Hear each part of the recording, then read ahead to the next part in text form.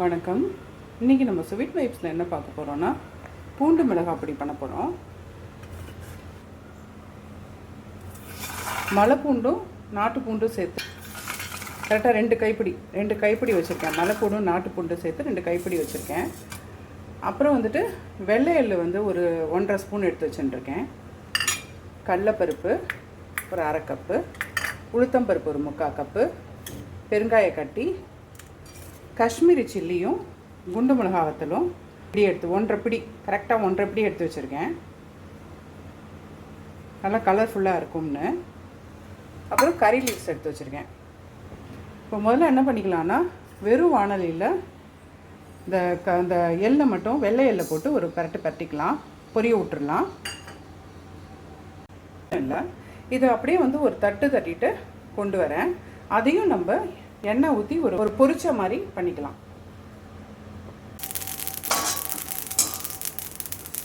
இதில் எள்ளு போட்டிருந்தேன், வெள்ளை எள்ளு. இல்லை, அதுக்கப்புறம் 1 ஸ்பூன் கடுகும் போட்டுருக்கேன்.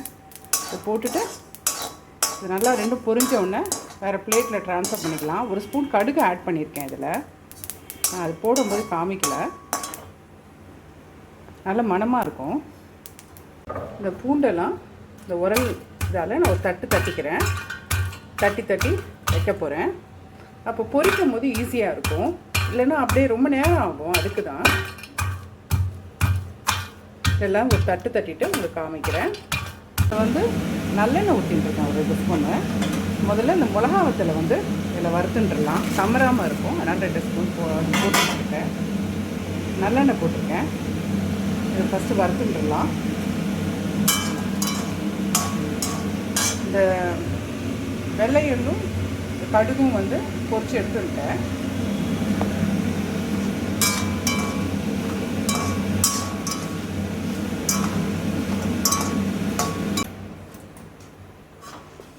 மிளகாத்தூள் பொரிஞ்செடுத்து இந்த பிளேட்டில் ட்ரான்ஸ்ஃபர் பண்ணிக்கலாம். பெருங்காயம் நான் கொஞ்சம் தான் போட்டுருக்கேன். இதில் இந்த பூண்டோட ஃப்ளேவர் அடங்கிடும். அதனால் இந்த பெருங்காய கட்டி நம்ம கொஞ்சம் கம்மியாகவே போட்டிருக்கேன். இதையும் போட்டு பொரிச்சுட்டுடலாம். இதில் கொஞ்சமாக போட்டுட்டா போதும். அடுத்து பருப்பெல்லாம் போட்டுடலாம். பொரிஞ்செடுத்து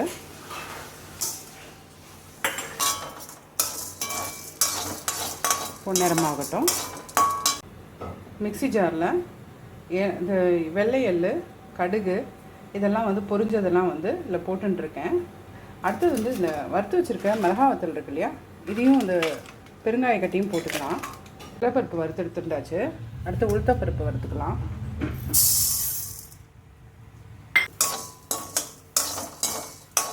ஒரு ஸ்பூன் நல்லெண்ணெய் ஊற்றிருக்கேன். இந்த கருவேப்பிலையை பொரித்து எடுத்துக்கலாம்.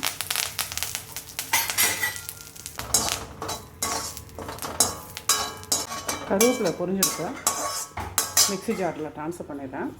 மிளகாய் வத்தல்லாம் போட்டோம் இல்லையா, அதை ட்ரான்ஸ்ஃபர் பண்ணிக்கலாம். 1/4 ஸ்பூன் எண்ணெய் ஊற்றிருக்கேன், நல்லெண்ணெய். இதில் இந்த பூண்டெல்லாம் இருக்குது இல்லையா, இதை போட்டு ஒரு பொரிச்சு எடுத்துக்கலாம்.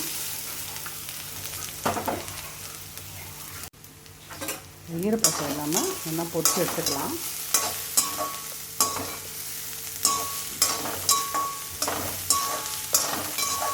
இந்த பூண்டு வதக்குறேன் இல்லையா, இதிலே ஒரு சின்ன நெல்லிக்காய் அளவு புளி போட்டுக்கிறேன். போட்டு நான் போகிறோம். தண்ணி பசை இல்லாமல் நல்லா ட்ரை ரோஸ்ட் ஆகிடுது. தண்ணி பசை இல்லாமல் ட்ரை ரோஸ்ட் ஆகிடுது. அதை நிறுத்திக்கலாம். இப்போ இந்த மிக்ஸி ஜாரில் மிளகா வத்தல், இந்த கருவேப்பிலை வறுத்தது போட்டிருக்கேன், பெருங்காய கட்டி போட்டிருக்கேன், அப்புறம் இந்த கடுகு வெள்ளை எள்ளெல்லாம் போட்டுருக்கேன். இந்த பூண்டோட அந்த புளியும் சேர்த்து வறுத்துட்டுருக்கேன். ஃபஸ்ட்டு இதெல்லாம் மொத்தமாக போட்டு பூண்டு எல்லாத்தையும் போட்டு ஒரு அரைச்சிட்டு, அப்புறம் இந்த உளுத்தம்பருப்பு கடலைப்பருப்பு போட்டு குறைன்னு அரைச்சிக்கலாம். ஃபேன் போட்டு ஆற வச்சுருக்கேன். இந்த வறுத்தோம் இல்லையா பூண்டு, அதையும் இதில் போட்டுக்கலாம். ஆறினோன்னு அரைச்சிடலாம்.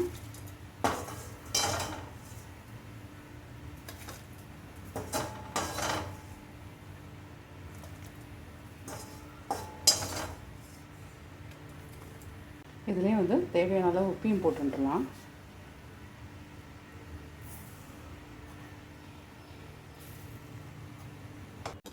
அரைச்சிட்டேன். இப்போ வந்து உளுத்தம்பருப்பு கடலைப்பருப்பு வறுத்ததையும் போட்டுடலாம்.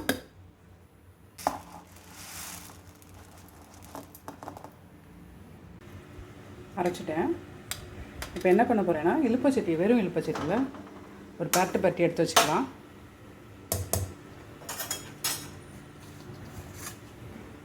அரைச்ச பொடியெல்லாம் ஒரு பரட்டி வச்சுக்கலாம்.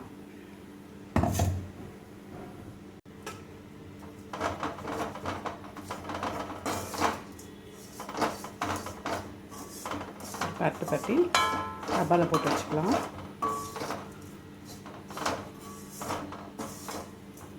வெறும் வானலியில் தான் போட்டிருக்கேன்.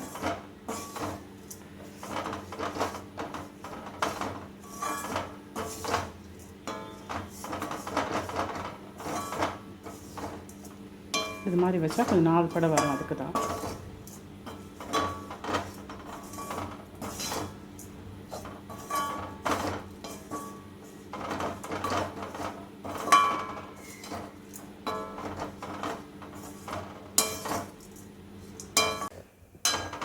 பொடி வந்து இது மாதிரி நல்லா உதிராக நல்லா வறுத்து எடுத்துட்டேன்.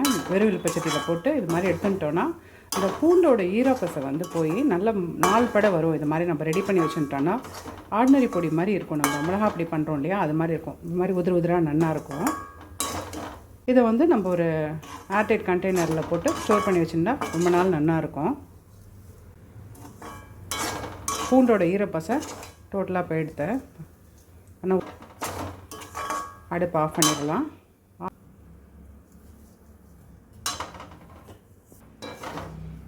பூண்டு மிளகா அப்படி நல்லா ஜோராக ரெடி ஆகிடுது. நல்லா ஆறினோன்னு கண்டெய்னரில் எடுத்து வச்சிடலாம். நல்லா முறுன்னு இது பண்ணி எடுத்து வச்சுட்டேன். இட்லி, தோசை, சப்பாத்தி எல்லாத்துக்கும் சாதத்தில் போட்டுன்னு சாப்பிட்றதுக்கு எல்லாத்துக்குமே ரொம்ப நல்லா இருக்கும்.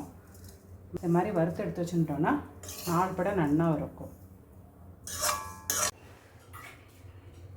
உங்களுக்கு இந்த வீடியோ பிடிச்சிருந்ததுன்னா ஒரு லைக் பண்ணுங்க, ஷேர் பண்ணுங்க, சப்ஸ்கிரைப் பண்ணுங்க, கமெண்ட் பண்ணுங்க. நன்றி, வணக்கம்.